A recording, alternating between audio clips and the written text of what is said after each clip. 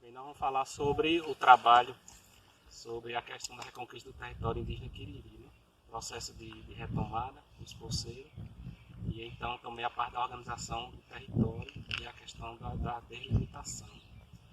E aí, na época, essas organizações em Quiriri era denominada pelos capitões.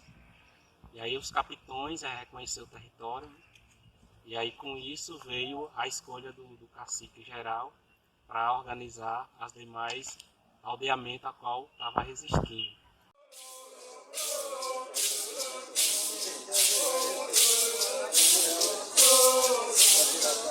Que eram Lagoa Grande, Sacão, Cacimba Seca, Baixa da Cangalha e Cantagalo. E aí o cacique denominou seus conselheiros para organizar assim melhor os indígenas para reconquistar o território. Nessa luta, né, teve várias perdas também de alguns indígenas, e aí os indígenas começaram também a expandir, porque tínhamos 3 fazendeiros dentro do território que era muito, digamos assim, muito perseguidor dos indígenas, que era Edival Calazans, e Miranda e Mirandinha, né? E aí primeiro eles foram à busca para reconquistar essa fazenda desse fazendeiro. E aí expandiram para os demais, e aí com isso todos os indígenas buscaram a se organizar, né, politicamente dentro do território e também caminhar para fora. E aí com isso em assembleia a comunidade também sentiu fato em relação à questão dos rituais, né? E aí com isso foram em Rodelas, o cacique Lázaro junto com alguns indígenas foram em Rodelas buscar a reforçar o ritual dentro dessa organização. E ao chegar o Toré dentro dos Quiriri, aí a população se reuniu para escolher um dos pajés. Foi quando, dentro dos rituais, foi escolhido um pajé geral para comandar também assim todas as partes espirituais. E aí com isso reforçou mais a luta pela busca do território, onde foi descoberto outros meios, né? E aí a expansão do território era denominada como as 3 Marias. E aí dessas 3 Marias virou o octógono, que hoje é o território indígena Quiriri. Mas Valfrano vai falar um pouco sobre essa questão da organização dentro do território. Nessa organização do nosso povo, o povo Quiriri, eles se reuniram, se decidiram se reunir no centro do território, que era na Mirandela, que hoje é a aldeia Mirandela, que ela se localiza no centro desse octógono, e eles ficaram acampados lá do lado da Casa de Farinha, no fundo do cemitério, no ano de 1989. E diante disso, para reforçar as reivindicações que agilizasse por parte da justiça, agilizasse esse processo de demarcação o quanto antes.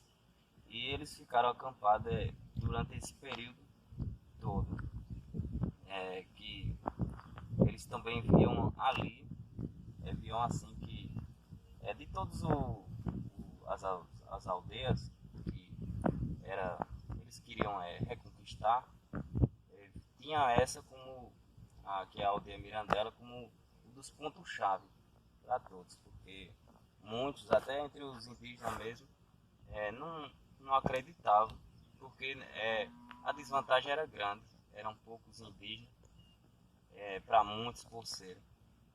Aí muitos chegavam até, mas com a chegada do Toré e a sabedoria da natureza, fortaleceu a mente daqueles que desacreditaram, a esperança foi renovada e assim eles conseguiram com muita luta adentrar aos poucos. Eles muitas vezes os pulseiros chegaram a enrabar, porque foi logo de início a FUNAI fez a compra se eu não me engano, salvo me engano, foi umas 10 casas, não foi, né? Foi. Então, A questão da primeira indenização dentro do território, né? Foi as casas, e cada povoado ela foi tipo um sorteio feito para começar a parte da indenização, onde também a FUNAI viu que os indígenas tinham direito, e também os poceiros como moradores também tinham direito desse direito da indenização do território, né? Mas aí com isso ainda teve uns embates, né, em relação à questão das mortes de alguns indígenas, onde também criou mais reforço para os indígenas buscar também os seus direitos, né, como cidadão, e onde as lideranças também começaram também a buscar outra parte, né, tanto da Justiça, Ministério Público, FUNAI, e também o próprio Prefeitura de Pombal, para reforçar mais nessa luta da reconquista. Então aí... E aí com isso, no caso, eles começaram também a ameaçar os indígenas, a perseguir, no caso, tanto as lideranças, principalmente eles estavam organizando o seu povo para esse acampamento, né, que eles, muitas das vezes, diziam que a terra não era indígena.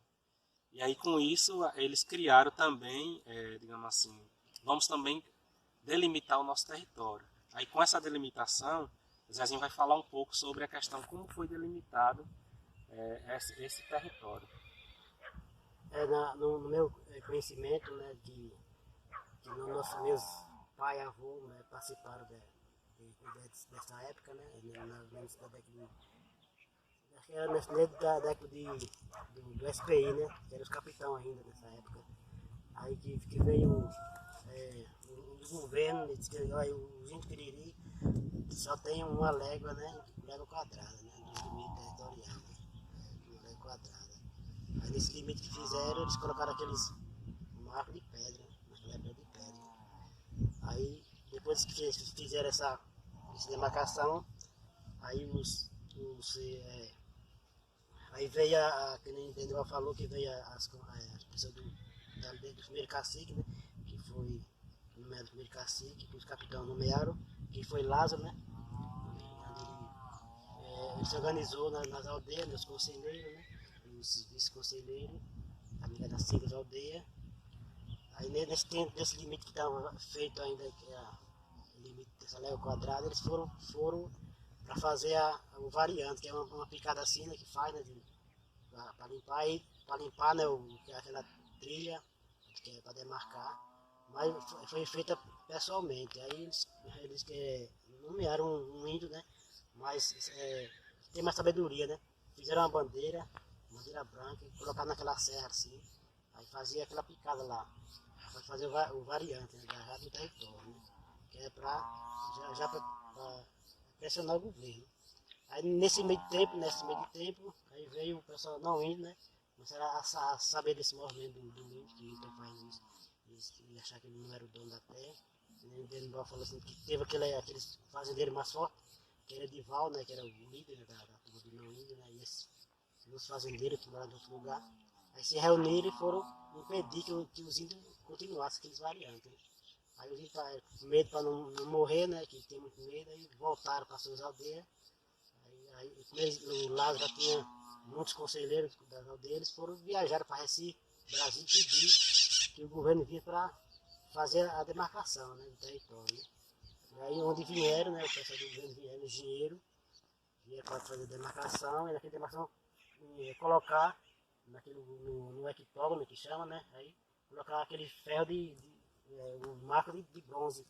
Bronze era ferro, né, marcado, para fazer o limite do território. O dinheiro aí foi mais do que onde estava marcado, mais o tamanho maior do que o que já existia antes, né? Onde o pessoal do não indo acharam ruim, né, com isso, né? Aí se revoltaram muito mais ainda, se revoltaram, porque a área dos índios ficou maior, onde ficou 12.300 hectares de terra, né?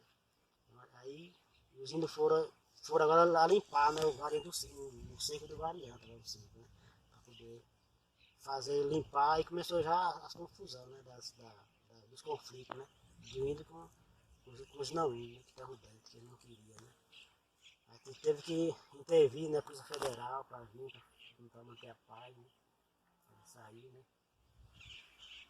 Nessa parte aí, no caso, hoje, nós temos um olhar diferente, porque esse primeiro território é denominado as Missões, que é denominado como Terreiro do Senhor da Ascensão, que é o de esse 12.300 hectares. E aí tem a expansão territorial, que a gente chama área de fora. Aí dessa limitação da área de fora, ela abrange uma quantidade de 42 mil hectares de terra, né, a qual é a delimitação do território verdadeiro dos Quiriri, que é onde as outras lideranças que estão ressurgindo agora estão em busca desse reconhecimento. E aí essa expansão ela se torna maior, né, por conta dessa delimitação. Mas aí é uma outra luta, né, de reconhecimento do território maior, né, que aí vai depender dos indígenas, que o pessoal diz que essa luta é dos mais novos para reconquistar. E aí dessa parte, a gente sempre já tem essa consciência, né, que a gente tem que transmitir esse conhecimento para os mais novos, né, que tem esse território que é denominado como território da área de fora, né, que é os de 42 mil hectares, para que os mais novos possam ter esse reconhecimento que essa terra também pertence aos Quiriri. Sim, aí, Denison, que você fala aí da área grande, né?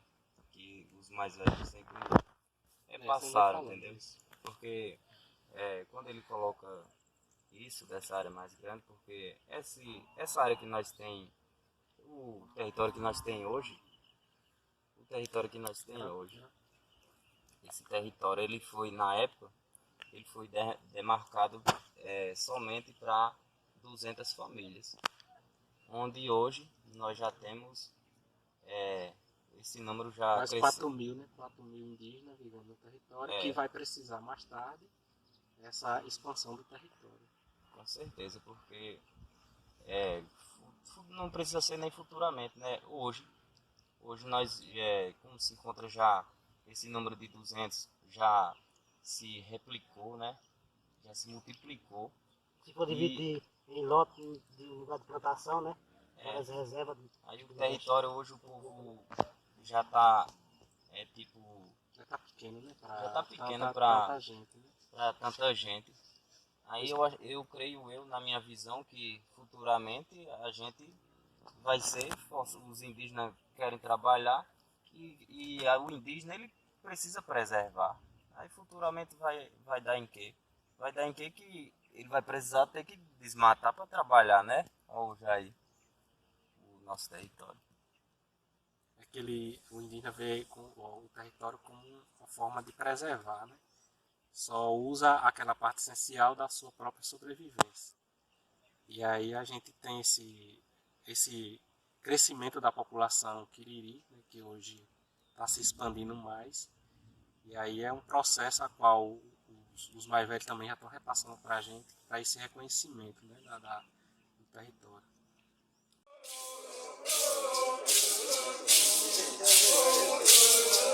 E o território ele ainda continua organizado pelos seus conselheiros, o cacique, o pajé e os seus vices, né? Mas aí a gente tem uma outra diferença, né, que em relação à questão dos avanços que nós temos em relação à questão da educação.